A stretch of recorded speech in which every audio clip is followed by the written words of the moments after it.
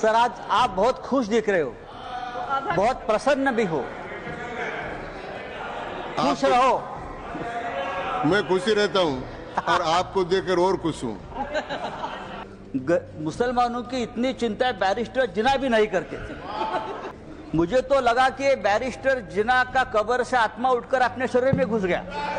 मैं हिंदुत्व भी पढ़ा हूँ और सब कुछ पढ़ा हूँ, और आप अभी नए मुल्ला बन गए हो हिंदुत्व के।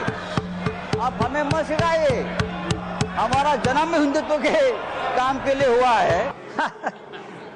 सर, आज आप बहुत खुश दिख रहे हो, बहुत प्रसन्न भी हो। खुश रहो। मैं खुशी रहता हूँ और आपको देखकर और खुश हूँ।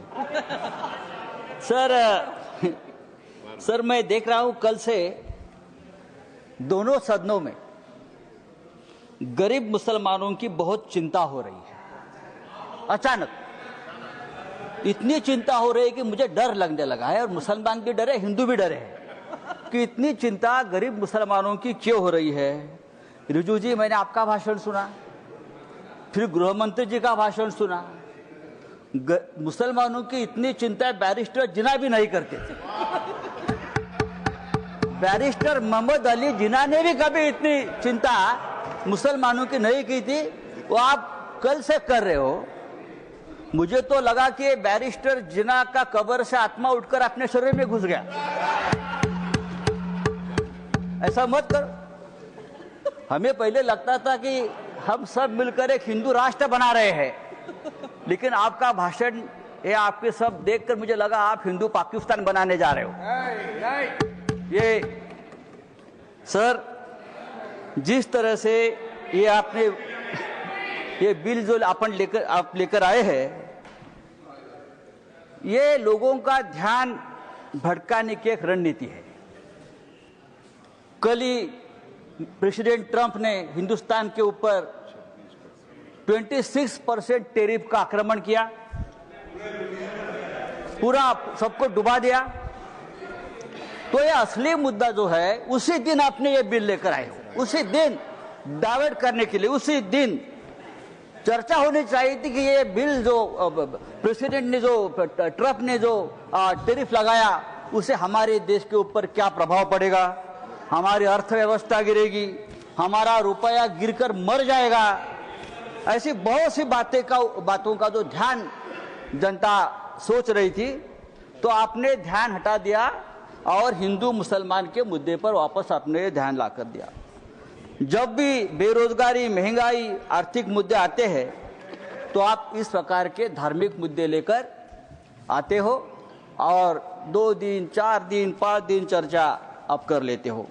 सर, गरीब मुसलमानों की बात आप लोग कर रहे हो, करोड़ों गरीब मुसलमानों के हित की बात आप कर रहे हो। आपको मुसलमानों की चिंता कब से होने लगी? या आप ही लोग हैं मुसलमानों को चोर बोलते हो?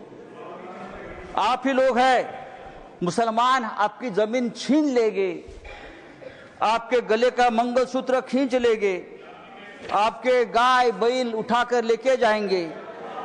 मुसलमानों के, महाराष्ट्र में मुसलमानों के मटन के दुकान से आप मीट मत खरीद लीजिए, मुसलमान देशद्रोही है, टेररिस्ट है, बटेंगे तो कटेंगे। अभी आप लोग मुसलमानों की संपत्ति की चिंता कर रहे हो, आप लोग मुसलमानों की संपत्ति के रखवाले बने हो। लेकिन मैं आपको बताता हूं भाई साहब, आप मुझे कुछ मत सिखाइए, मैं बहुत पढ़ लिख कर आया हूं यहाँ, चिंता मत करिए। मैं हिंदुत्व भी पढ़ा हूं और सब कुछ पढ़ा हूं, और आप अभी नए मुल्ला बन गए हो हिंदुत्व के। आप हमें मत सिखाइए, हमारा जन्म हिंदुत्व के काम के लिए हुआ है। कल गृह मंत्री जी का भाषण में सुन रहा था, गृह मंत्री बोल रहे हैं कि हम 2025 के पहले वाली जो मस्जिद, मदरसे, दरगाह को हाथ नहीं लगाएंगे, लेकिन जो रिक्त जमीनें हैं उसे बेचकर गरीब महिलाओं का, मुसलमान महिलाओं का कल्याण करेंगे, उनमें पैसा बांटेंगे। रिक्त जमीनें, तो आखिर आप बेचने खरीदी के बात पर आ गए। जिसका डर था कि जमीन बेचेंगे, जमीन खरीदेंगे, या ये जो आपका उद्देश्य है बिजनेस, व्यापार, उसके ऊपर आए। आप चुप नहीं बैठेंगे, आप जमीन बेचकर ही रहेंगे। धारावी का जो हो गया है अयोध्या में 13,000 एकड़ जमीन का घोटाला हुआ है। मैं राम मंदिर का नाम नहीं लूंगा। अयोध्या में 13,000 एकड़ जमीन का घोटाला हो गया है। केदारनाथ में 300 किलो सोना गायब हो गया है। आप हमारे हिंदू धर्म की जमीन का रक्षा नहीं कर पा रहे हो, अभी आप मुसलमानों की जमीन की रक्षा करने की बात कर रहे हो। सर, डिफेंस की जमीन आपने बेच दी अयोध्या में, किसको बेच दी? तो आपका पूरा ध्यान जो है, ये जो 2 लाख करोड़ की जमीन है प्राइम लोकेशंस, वो किसको देने वाले हैं आप? या तो खरीदने वाले एक ही, बेचने वाले भी 2 है, खरीदने वाले भी 1 है।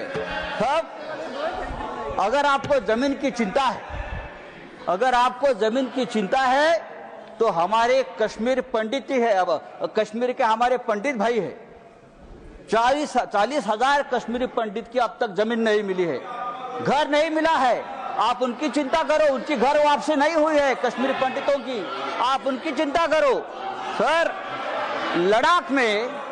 लद्दाख में चाइना घुसकर हमारे जमीन पर कब्जा कर बैठा है, 40,000 वर्ग किलोमीटर। आप हमारे चाइना के जो कब्जे में जमीन है, आप उसकी चिंता करो।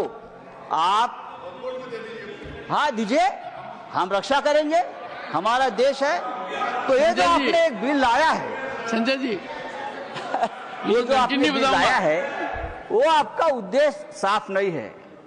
आप वो जमीन का व्यवहार करना चाहते हैं। अभी तो बड़ी बड़ी बातें, मीठी मीठी बातें आप करते हो, लेकिन आप व्यापारी लोग हो। व्यापारी लोग ऐसे ही करते हैं, मीठी मीठी बातें करते हैं और फिर ये सब बेचकर भाग जाते हैं। नीरव मोदी जैसे जो आपके ही लोग हैं, विजय मल्ल्या, मेहुल चोकसी भाई साहब।